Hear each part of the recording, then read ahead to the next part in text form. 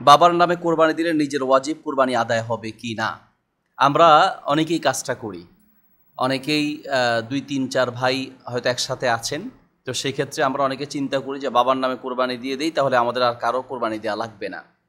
এর উত্তর হচ্ছে, যদি পরিবারের প্রধান বাবা হিসেবে থাকেন, অর্থ সব কিছু যদি বাবার আয়ত্তেই থাকে, তাহলে সেই ক্ষেত্রে এক পরিবারে যৌথ যারা আছেন, কয়েক ভাই বা ভাই বোন যারাই আছেন, সকলের পক্ষ থেকে যদি বাবা কোরবানি করে দেয় তাহলে কোরবানি হয়ে যাবে।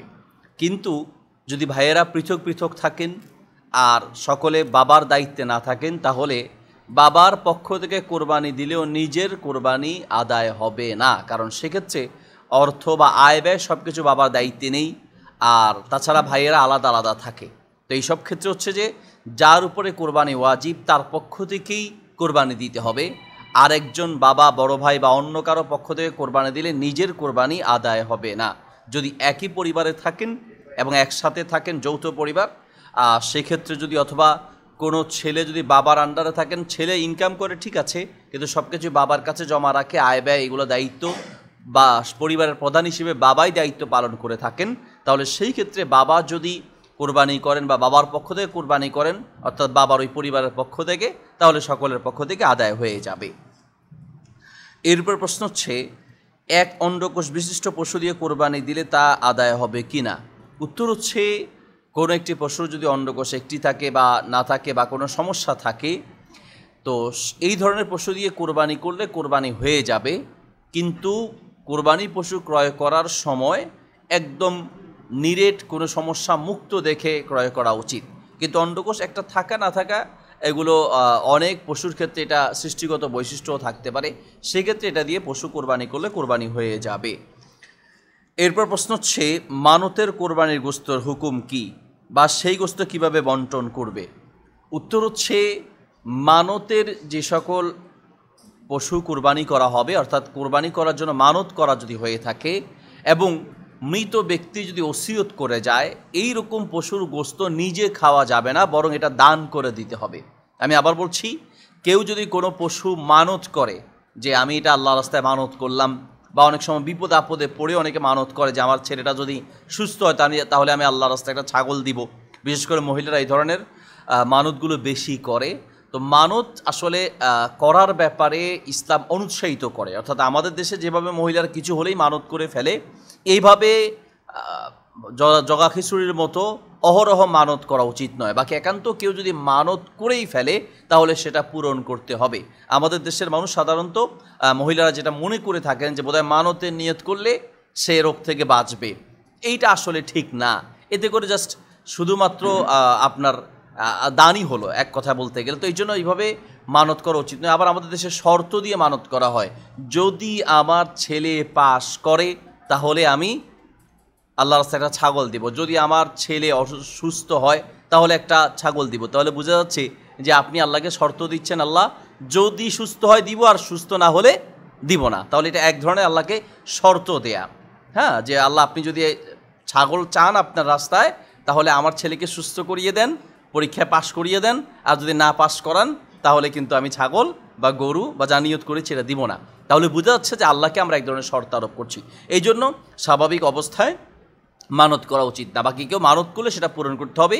আর কেউ যদি কোনো পশু মানত করে থাকে তাহলে সেই পশুর গোস্ত নিজেরা কেউ কিছু খেতে পারবে না, এটা গরিব মিসকিনদেরকে দান করে দিতে হবে। এরপরের প্রশ্ন হচ্ছে, কোরবানির পশুর গলায় বা শিঙে মালা পরিয়ে দেওয়া যাবে কিনা। উত্তর হচ্ছে, রাসূল সাল্লাল্লাহু আলাইহি ওয়াসাল্লাম কলাইদা বলে হাদি, যখন হজের হাদি যখন তিনি প্রেরণ করতেন তখন সেটাতে মালা লাগিয়ে দিতেন বা সেটাতে চিহ্ন দিতেন। তো এটাকে কেন্দ্র করে ওলামায়ে কেরামের দুটি পক্ষ, এক পক্ষের ওলামায়ে কেরাম বলেন যে রাসূল সাল্লাল্লাহু আলাইহি ওয়াসাল্লাম যেহেতু একটু সাজিয়ে দিতেন, মালা পরাতেন, আয়েশা রাদিয়াল্লাহু তাআলা আনহা বলেন যে আমি মালা তৈরি করে দিতাম। তো এই হাদিস অনুযায়ী অনেকে বলেন যে গরু বা উট ইত্যাদিতে যদি কেউ মালা পরাতে চায়, এটা সাজানোর জন্য রাসূল সাল্লাল্লাহু আলাইহি ওয়াসাল্লাম করেছেন হিসেবে এটা করা যেতে পারে। আর কেউ বলেছেন এটা হজের জন্য খাস। সব মিলিয়ে কেউ যদি আমাদের দেশেও কোনো গরু বা এরকম কোরবানির কোনো পশু যদি সাজাতে চায়, স্বাভাবিক নর্মালভাবে সাজাতে পারে, খুব অর্থ ব্যয় করা উচিত নয়। আর পাশাপাশি সাজাতে গিয়ে এটা যেন লৌকিকতা না হয় যে আমরা বিশাল গরু কিনেছি, মানুষকে এটা দেখাবো, রাস্তায় হেঁটে হেঁটে যত টাকা দিয়ে কিনেছে তার চেয়ে একটু বাড়িয়ে বলল দাম কত, কিনেছে হয়তো 1 লাখ টাকা, বাড়িয়ে বলল 1,20,000-30,000 টাকা, বা মানুষকে বোঝাতে চায় যে আমাদের চেয়ে বড় পশু এই এলাকায় কেউ ক্রয় করে নাই। এইরকম যদি হয় তাহলে তার কোরবানি পুরোটাই নষ্ট হয়ে যাবে। কারণ আল্লাহ সুবহানাহু ওয়া তাআলা বলেছেন, লা ইয়ানালাল্লাহু লুহুমুহা ওয়ালা দিমাউহা ওয়ালাকিন ইয়ানালুহুত তাকওয়া মিনকুম, তোমাদের পক্ষ থেকে কোনো কোরবানির গোশত, রক্ত কোনো কিছুই পৌঁছাবে না, বরং আল্লাহর কাছে তোমাদের তাকওয়া পৌঁছাবে। কাজেই সাজাতে গিয়ে যদি এরকম লৌকিকতা চলে আসে তাহলে তো কোরবানিটা নষ্ট হয়ে যাবে। বাকি এমনিতে কোরবানির পশু হিসেবে এটাকে যদি একটু কেউ সাজাতে চায় তাহলে এটা হারাম হবে না। এরপরের প্রশ্ন হচ্ছে, কোরবানির গোশত 1 ভাগ সমাজের মাঝে বন্টনের জন্য রেখে দেওয়া হয় সমাজের পক্ষ থেকে, এর বিধান কি? উত্তর হচ্ছে, কোরবানির গোশত 3 ভাগ করা এটা উত্তম। যে 1 ভাগ হচ্ছে নিজেদের জন্য, 1 ভাগ হচ্ছে আত্মীয় স্বজনের জন্য, আর 1 ভাগ হচ্ছে গরিব মিসকিন যারা তাদের জন্য।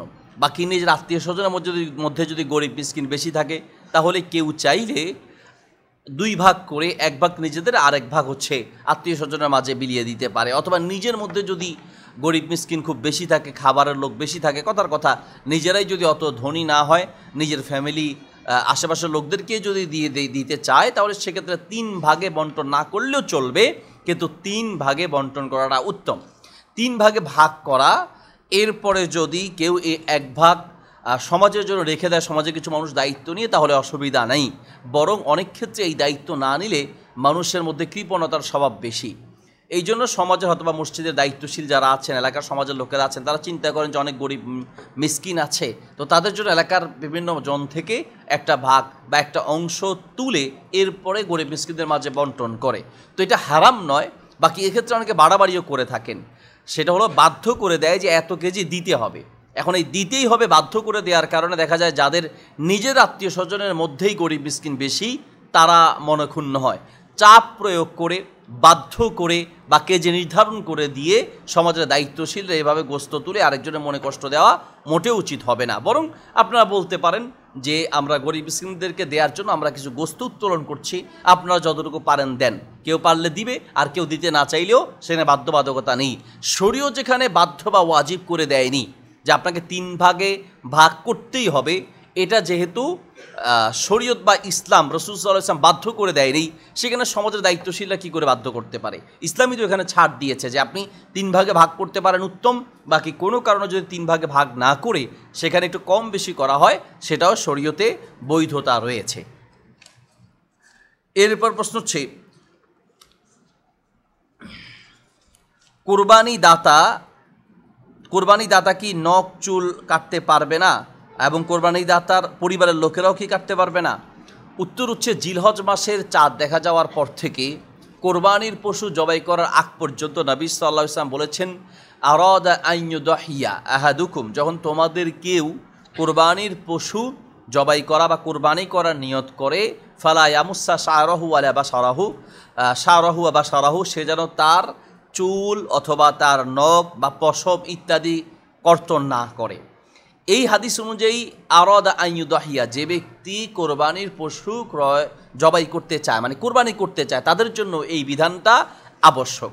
বাকি এটা কি শুধুমাত্র যিনি কোরবানি করবে, যার পক্ষ থেকে কোরবানি করবে তার জন্য এই বিধান, নাকি সকলের জন্য বিধান? ওলামায়ে কেরামের 2টি বক্তব্য আছে। এক পক্ষের ওলামারা বলেন যে এটা শুধুমাত্র যিনি কোরবানি করবেন তার জন্য এই বিধান প্রযোজ্য, আর এক পক্ষের ওলামায়ে কেরাম বলে যে না, এটা হাজিদের সাথে একটা মিল রাখার জন্য সকলে আমলটি করা উচিত। 2 পক্ষের ওলামাদের বক্তব্য মিলে আমরা বলতে পারি, যিনি কোরবানি করবেন বা যার পক্ষ থেকে কোরবানি করা হবে তিনি তো অবশ্যই নিজের পশম, চুল এবং নখ ইত্যাদি কাটা থেকে বিরত থাকবেন। পাশাপাশি যারা বা যাদের পক্ষ থেকে কোরবানি করা হবে না তাদের উচিত হচ্ছে এই কাজ থেকে বিরত থাকা।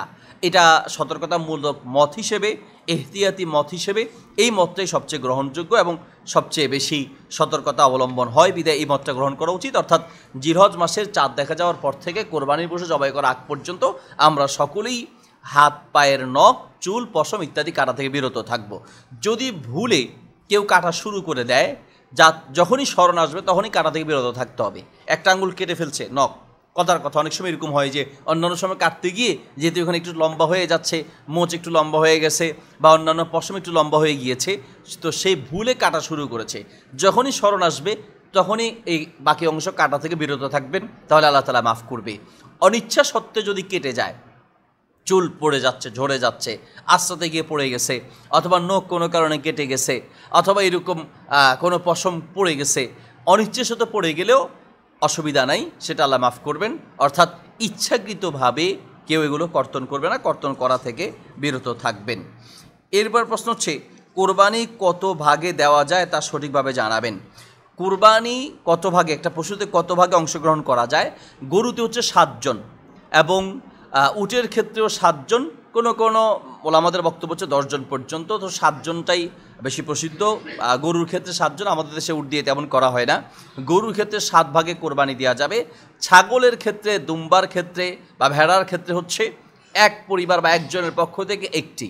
অনেকে হয়তো মনে করে থাকেন যে গরুতে যেহেতু 7 ভাগে হয়েছে, কয়েকজনে মিলে আমরা একটা ছাগল দিব না। ছাগল শুধুমাত্র একজন বা এক পরিবারের পক্ষ থেকে হবে। ছাগলের ক্ষেত্রে কোনো ভাগ চলবে না, গরুর ক্ষেত্রে ভাগ চলবে। গরুর ক্ষেত্রে 7 ভাগে কোরবানি করা সফর অবস্থায়, মুকিম অবস্থায়, উভয় অবস্থায় করা যাবে। কোনো আলেম বলেছেন, এটা খুব অল্প সংখ্যক, বাংলাদেশের অল্প কয়েকজন আলেম আছেন এবং দেশের বাহিরেও অল্প কিছু সংখ্যক আলেমদের মন্তব্য হচ্ছে শুধুমাত্র সফর অবস্থায় ভাগে কোরবানি দেওয়া যাবে, মুকিম থাকা অবস্থায় বা বাড়িতে থাকা অবস্থায় ভাগে কোরবানি দেওয়া যাবে না। এই মতটি শক্তিশালী নয় বা গ্রহণযোগ্য নয়। গ্রহণযোগ্য মত হচ্ছে যদি কেউ চায় তাহলে গরুতে সফরে থাকা অবস্থায় যেমন ভাগে কোরবানি দিতে পারবে, বাড়িতে থাকা অবস্থায়ও ভাগে কোরবানি দিতে পারবে। তবে এই কথা সত্য অবশ্যই যে ভাগে কোরবানি দেওয়ার চেয়ে একা কোরবানি দেওয়া উত্তম। অর্থাৎ 7 ভাগে একটি গরুতে অংশগ্রহণ করার চেয়ে একা একটি ছাগল দেয়া উত্তম। ভাগে কোরবানি দেওয়ার চেয়ে একা কোরবানি দেওয়া উত্তম। কিন্তু অনেক সময় এই উত্তম আমল করতে গিয়ে অনেকগুলো অনুত্তম কাজ শুরু হয়ে যায়। আমরা অনেকে মনে করি যে ভাগে দেওয়ার দরকারটা কি, একাই তো দেওয়া যেতে পারে। ভাগে দেওয়ার দরকার অনেক সময় হয়ে পড়ে, কারণ দেখা যায় বাবা চাচাদের সাথে ভাগে কোরবানি দিতেন। এখন কোনো কারণে যদি আপনি ভাগে কোরবানি না দেন চাচাদের সাথে, তো আত্মীয়তার সম্পর্ক নষ্ট হয়ে যাবে। অথচ আত্মীয়তার সম্পর্ক রক্ষা করা ফরজ। কেন নষ্ট হবে? যে তারা মনে করবে যে ছেলের এখন পয়সা হয়েছে, ছেলে মনে হয় আমাদেরকে দেখতে পারে না। এগুলো নিয়ে অনেক ক্ষেত্রে ঝগড়া শুরু হয় যে আমরা সারা জীবন একসাথে কোরবানি দিয়েছি, এখন তুমি এত পয়সাওয়ালা হয়ে গেলা। তো এই জন্য ভাগে কোরবানি না দিলে যদি এরকম ঝগড়া বা সম্পর্ক নষ্ট হয়ে যাওয়ার সম্ভাবনা থাকে, সেক্ষেত্রে আপনি চাইলে ভাগে কোরবানি দিতে পারেন যদি ভাগিদার ব্যক্তি ইমানদার বা তাকওয়াবান হয় বা তার ইনকাম হালাল হয়। পাশাপাশি যদি আপনার তৌফিক থাকে তাহলে আপনি একাও একটি ছাগল দিলেন, আবার চাচাদের সাথে ভাগে দিলেন বা আত্মীয় স্বজনের সাথে ভাগে দিলেন, এটাও জায়েজ আছে। একই ব্যক্তি চাইলে একাধিক কোরবানি করতে পারে। একই ব্যক্তি চাইলে একাধিক কোরবানিতে অংশগ্রহণ করতে পারে। এরপরের প্রশ্ন হচ্ছে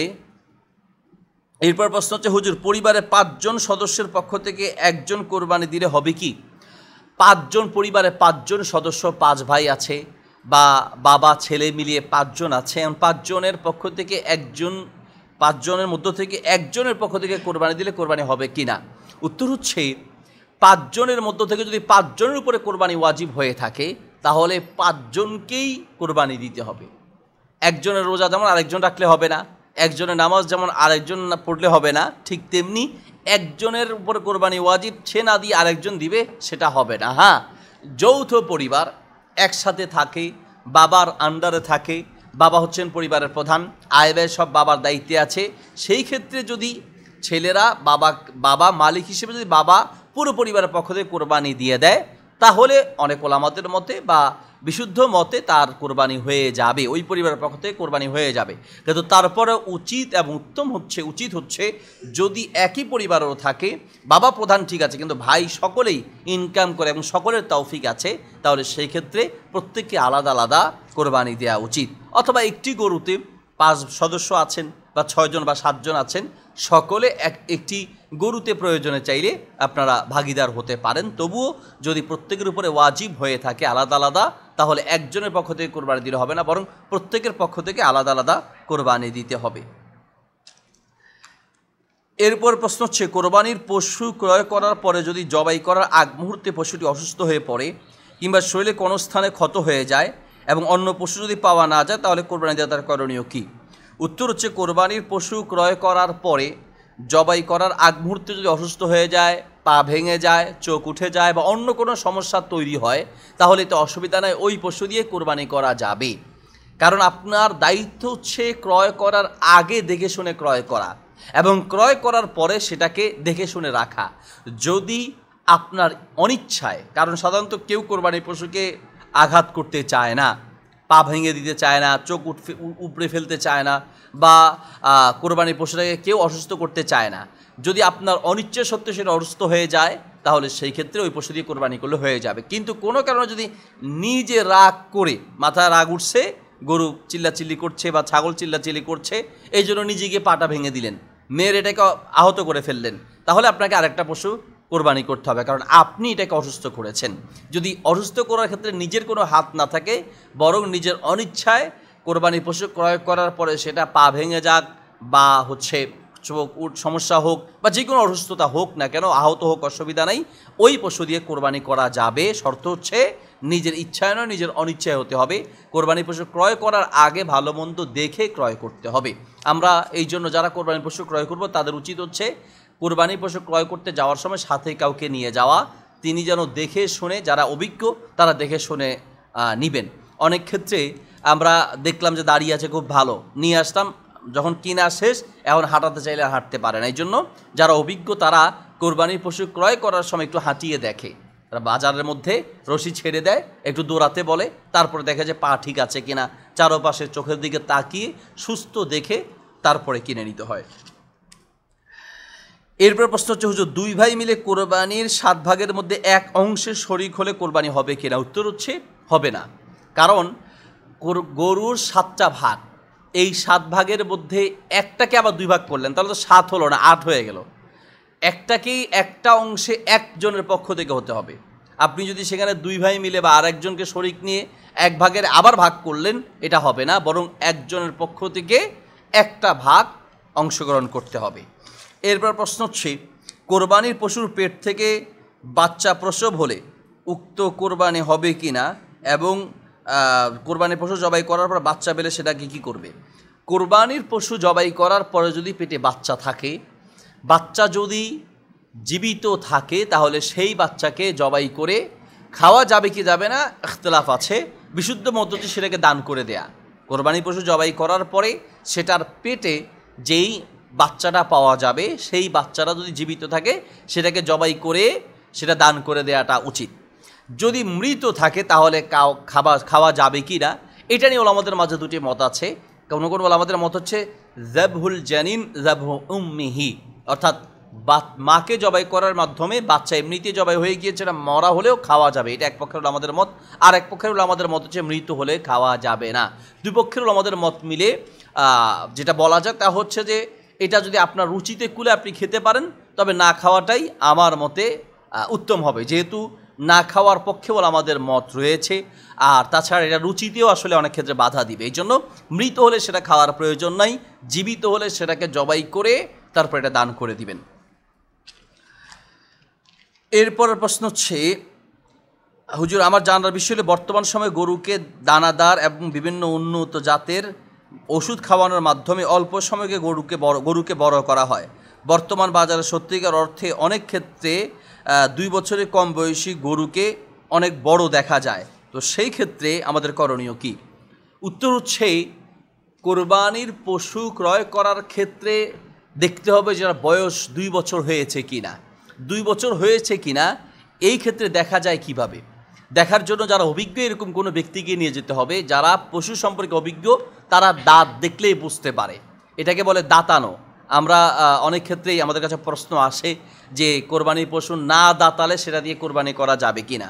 কোরবানির পশু দাঁতানো না দাঁতানোর সাথে কি সম্পর্ক? হাদিসে আছে, নবী সাল্লাল্লাহু আলাইহি ওয়াসাল্লাম বলেছেন, লা তাযবাহু ইল্লা মুসিন্না, যদি কোনো কোরবানির পশু না দাঁতায় তাহলে সেই পশু দিয়ে তোমরা কোরবানি করো না। দাঁতানো মানে যদি দাঁত উঠে তাহলে এটা 2 বছর পার হয়েছে বোঝা যায়, অর্থাৎ দুধের যে দাঁত পড়েছে সেটা পড়ে, দুধের যে দাঁত ছিল সেটা পড়ে নতুন করে দাঁত উঠে, এটাকে বলে দাঁতানো।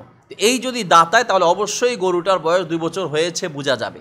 কিন্তু অনেক ক্ষেত্রে এমন হয় যে পশুটার বয়স 2 বছর পার হয়ে গেছে কিন্তু তার দাঁত আয় নাই, মানে নতুন দাঁত উঠে নাই, তাহলে সে পশু দিয়ে কোরবানি করা যাবে যদি বয়স 2 বছর হয়। অর্থাৎ বয়স 2 বছর হওয়া শর্ত, দাঁতানো না দাঁতানো শর্ত নয়, কিন্তু দাঁতানোটা দেখা উচিত এই জন্য যে দাঁতানোর মানে আপনি শিওর হলেন যে এটা 2 বছর বয়স পার হয়েছে। এখন আমরা বুঝবো কিভাবে? যারা অভিজ্ঞ তারা হয়তো বুঝতে পারবে, কিন্তু যাদের অভিজ্ঞতা কম, আমরা সাধারণ মানুষ, আমরা অনেকে হয়তো বুঝতে পারবো না যেটা বয়স 2 বছর হয়েছে কিনা। দেখতে অনেক মোটা তাজা মনে হবে যেটা বয়স অনেক বেশি হয়েছে, কিন্তু বাস্তবে দেখা যাবে যেটা 2 বছর নয়, বরং আরও কম। তাহলে আমাদের করণীয় হচ্ছে, আমরা এই ক্ষেত্রে গরুর যিনি মালিক আছে তাকে জিজ্ঞেস করব, ভাই এটা বয়স কত হয়েছে। উনি যদি বলেন যে বেশি হয়েছে, আপনি একটু যাচাই বাছাই করবেন। যদি আপনার কথা জিজ্ঞেস করার পরে গরুর যে মালিক সে যা বলবে সেটার উপর বিশ্বাস করে আপনি ক্রয় করেন, বয়স যদি 2 বছরের কমও হয়, আপনার এটা আল্লাহ কবুল করে নেবেন, কারণ আপনার দরকার ছিল জানতে চাওয়ার। এখন মিথ্যা বলেছে গুনাহগার সে হবে, আপনি গুনাহগার হবেন না, আপনার কুরবানি আল্লাহ তাআলা কবুল করে নেবেন, কারণ এখানে আপনার কোনো কিছু করার নেই। নবী সাল্লাল্লাহু আলাইহি ওয়াসাল্লাম বলেছেন যে যখন আবার উম্মতের মধ্যে কেউ ইদা নাসিয়া কোনো ভুল করে থাকে, আখতা না জেনে করে থাকে, তাহলে আল্লাহ সুবহানাহু ওয়া তাআলা সেটা মাফ করে দিবেন, কারণ না জেনে আমরা ভুলটা করেছি, এটা আল্লাহ তাআলা মাফ করবেন। এরপরের প্রশ্ন হচ্ছে, মৃত ব্যক্তির ওসিয়ত করা কোরবানির গোশত কি আত্মীয়রা খেতে পারবে? উত্তর হচ্ছে, মৃত ব্যক্তির ওসিয়ত করা, একটা হচ্ছে ওসিয়ত করা আর একটা হচ্ছে মৃত ব্যক্তির পক্ষ থেকে এমনিতে কোরবানি দেওয়া, দুটার মাঝে পার্থক্য আছে। অর্থাৎ অনেক সময় এমন হয় যে বাবা ইচ্ছে করেছিলেন যে আগামী বছর তিনি কোরবানি করবেন, বা কয়েক মাস পরে কোরবানির সময় আসতেছে, কোরবানি করার জন্য বাবা চিন্তা করেছিলেন, কোনো কারণে বাবা মারা গিয়েছেন, করতে পারেন নাই, বাবা বলে যান নাই যে আমার পক্ষ থেকে আমি মরে গেলেও করবা, এরকম ওসিয়ত করেন নাই, এমনিতেই চিন্তা করলো ছেলেরা যে বাবা তো কোরবানি করতে চেয়েছিলেন, মা কোরবানি করতে চেয়েছিলেন, মারা গিয়েছেন, আচ্ছা আমি আমার বাবার পক্ষ থেকে এটা কোরবানি করব, আমি মায়ের পক্ষ থেকে কোরবানি করব। এটা কিন্তু ওসিয়ত নয়, বরং এটা নিজের পক্ষ থেকে, নিজের অন্তর থেকে, নিজের আকৃষ্ট হয়েই হচ্ছে মা বাবার পক্ষ থেকে কোরবানি করতে চাচ্ছেন। এই রকম হলে এটা ওসিয়তকৃত বা মানতের মতো নয়, এই পশুর গোশত চাইলে নিজেরা খেতে পারবেন। তবে এই কথা সত্য, দান করে দেওয়া উত্তম, পুরোটাই দান করে দেওয়া উত্তম। কিন্তু মা বাবা বা মৃত কোনো ব্যক্তি যদি ওসিয়ত করে যায় যে আমার পক্ষ থেকে আমি মরে গেলেও একটা পশু কোরবানি করবো, একটা গরু, একটা ছাগল বা এই জাতীয় কোনো কিছু যদি ওসিয়ত করে যান, তাহলে সেই ওসিয়তকৃত কোরবানির পশুর গোশত নিজেরাও খেতে পারবেন না, বা নিজের আত্মীয় স্বজনরা খেতে পারবে না, গরিব মিসকিনরা খেতে পারবে। হ্যাঁ, আত্মীয় স্বজনের মধ্যে যারা গরিব মিসকিন আছে তারা খেতে পারবে, কিন্তু স্বাবলম্বী বা নিজেরা, বিশেষ করে ওই পরিবারের কেউ, ওই মৃত ব্যক্তির পরিবারের কেউ ওসিয়তকৃত পশুর গোশত খেতে পারবে না। মৃত ব্যক্তির ওসিয়তকৃত পশুর গোশত এবং হচ্ছে মানতকৃত পশুর গোশত নিজেরা খেতে পারবেন, এটা দান করে দিতে হবে। ওসিয়ত না করা পরেও যদি মৃত ব্যক্তির পক্ষ থেকে কোরবানি করা হয়, সেই পশুর গোশত না খাওয়াটাই উচিত। অনেক আলেম এক্ষেত্রেও বলেছেন যে না, সেটাও দান করে দিতে হবে, এই জন্য দান করে দেওয়া উত্তম। কিন্তু অনেক ওলামা একরামের মত হচ্ছে খেতে পারবেন, তো কেউ খেতে চাইলে, ওসিয়ত না করলে খেতে চাইলে খেতে পারবেন, কিন্তু না খাওয়াটাই ভালো।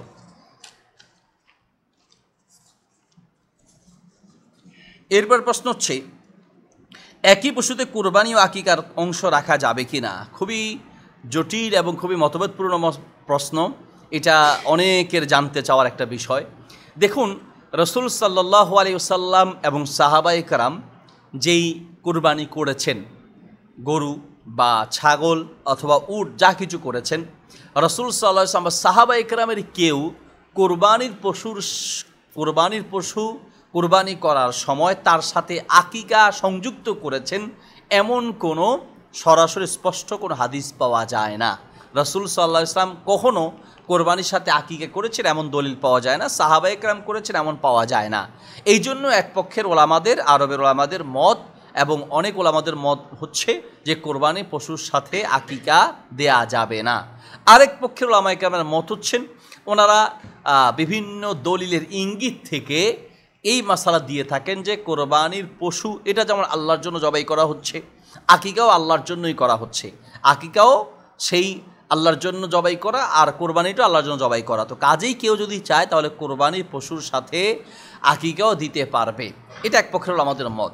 তো দুই পক্ষের ওলামাদের মত মিলিয়ে আমরা যেটা বলতে পারি তা হচ্ছে, আমাদের উচিত সরাসরি রাসূল সাল্লাল্লাহু আলাইহি ওয়াসাল্লাম যে আমলটি করেছেন, সাহাবায়ে কেরাম যেভাবে করেছেন সেটা করলে আর কোনো ইখতিলাফ থাকলো না। অর্থাৎ কোরবানির পশুর সাথে আকিকা না দেওয়াটাই উচিত। যদি আপনি কোরবানির পশুর সাথে আকিকা না দেন তাহলে আর কোনো ইখতিলাফ থাকলো না, কিন্তু কোরবানির পশুর সাথে যদি আকিকা দেন তাহলে অনেক ওলামাদের মধ্যে হবে, আর অনেক ওলামাদের মধ্যে হবে না, তাহলে আপনি একটা ইখতিলাফে পড়ে গেলেন। এর জন্য আমি উৎসাহ দিব এবং আমি বলবো যে আপনারা আকিকা দেওয়ার জন্য একটা ছেলের পক্ষ থেকে একটা ছাগল অথবা একটা মেয়ের পক্ষ থেকে একটা ছাগল, ছেলের পক্ষ থেকে একটা, ছেলের পক্ষ থেকে 2টা ছাগল দেওয়া উত্তম। 2টা না পারলে আপনার আর্থিক যদি দুর্বলতা থাকে আপনি একটিও দিতে পারবেন, একটি দেওয়ার পক্ষেও রেওয়ায়াত আছে। তাহলে যেহেতু একটা ছাগল আলাদা দেওয়া যাচ্ছে, আপনি আকিকাটা আলাদা দিবেন। আবার ছাগল দিয়ে আকিকা দেওয়া উচিত, গরু দিয়ে দেওয়া যাবে কিনা এটা নিয়ে ইখতিলাফ আছে। গরু দিয়ে দেওয়া যাবে, যদি দিতে চান তাহলে একটা গরু আকিকার জন্য একটা গরু দিয়ে দিতে হবে। হ্যাঁ, আবার অনেকে এক গরুতে 7 জনের আকিকার নাম ঢুকিয়ে দেন, নিজের বাপ দাদা এরকম মিলিয়ে 7 জনের নাম দিয়ে দেন, এটাও আরেকটা ইখতিলাফ। তো এত ইখতিলাফ আর এত মতভেদে না গিয়ে ছাগল দিলে সবচেয়ে উত্তম। হ্যাঁ, আয়েশা রাদিয়াল্লাহু তাআলা আনহা পক্ষ থেকে উট দিয়ে আকিকা দেওয়ার একটা রেওয়ায়াত পাওয়া যায়, সেই অনুযায়ী অনেকে গরু দিয়েও আকিকা দেওয়ার পক্ষে মত দিয়েছেন। গরু দিয়ে আকিকা দিলে আকিকা হয়ে যাবে, কিন্তু সবচেয়ে উত্তম হচ্ছে রাসূল সাল্লাল্লাহু আলাইহি ওয়াসাল্লামের আমলের সাথে সবচেয়ে সুন্দর মিলবে যদি ছাগল দিয়ে আকিকা দেওয়া যায়। মূল কথা হচ্ছে যে আকিকা আমরা আলাদা দেওয়ার চেষ্টা করব, কোরবানির সাথে আকিকা না দেওয়াটাই উত্তম হবে। এরপর প্রশ্ন হচ্ছে, কোরবানি যদি জেনে বা না জেনে চুরি করা গরু হয় তাহলে সেই ক্ষেত্রে ওই পশু দিয়ে কোরবানি দিলে কোরবানি হবে কি না? কোরবানি দাতা যদি জেনে থাকেন যেটা চুরি করা গরু, চুরি করে নিয়ে আসছে, আপনি জানলেন, তাহলে আপনি হারাম একটা পশু ক্রয় করলেন। চুরি করাটা কেন কিনলেন? হয়তো এই উদ্দেশ্যে যে চুরি করাটা কিনলে একটু কম দামে পাওয়া যায়। অনেক সময় আমরা পুরাতন মার্কেট থেকে অনেকে মোবাইল কিনে অথবা পোশাক জুতা এই সেই কিনে, সেক্ষেত্রে আপনার অবশ্যই খোঁজ দিতে হবে এটা চুরি কিনা। যদি আপনি শিওর হন যে হ্যাঁ এটা চুরিকৃত, হ্যাঁ পুরাতন অনেক কিছু হয় যে ইউজ করা, মানুষ ইউজ করেছে কয়দিন ভালো লাগে না বিক্রি করে ফেলেছে, সেটা আপনি নিতে পারেন। কিন্তু যদি আপনি শিওর হন যে এটা চোরা মার্কেট অথবা এটা এই দোকানদারের যা কিনে বিভিন্ন চোরেরা তার কাছে বিক্রি করে, সে কম দামে বিক্রি করে, তার থেকে নিয়ে আপনার কাছে কম দামে বিক্রি করছে, চুরি করা কোনো জিনিস কেনা জায়েজ নেই, সম্পূর্ণ হারাম। ঠিক তেমনি চুরি করা পশু যদি আপনি জানেন তাহলে সেই পশু দিয়ে যদি আপনি কোরবানি করেন তাহলে আপনার কোরবানি আদায় হবে না। পাশাপাশি যদি আপনি না জেনে ক্রয় করে থাকেন, আপনি যখন কিনেছেন আপনি শিওর না, এনেছেন, বাজারে গিয়েছেন বা পথে কারো কাছে পেয়েছেন, এলাকায় কারো কাছে পেয়েছেন, তার কাছ থেকে আপনি কিনে নিলেন, এখন সে যদি চুরি করেও এনে বিক্রি করে আপনি জানেন না, আল্লাহ সুবহানাহু ওয়া তাআলা আপনাকে মাফ করবেন, কারণ এখানে আপনার কোনো দোষ নেই, আপনি না জেনে ক্রয় করেছেন। এরপর প্রশ্ন হচ্ছে, কোরবানির পশু হারিয়ে যাওয়ার পর আরেকটি ক্রয় করলে যদি প্রথমটিও পাওয়া যায় তাহলে কোরবানি দাতার করণীয় কী?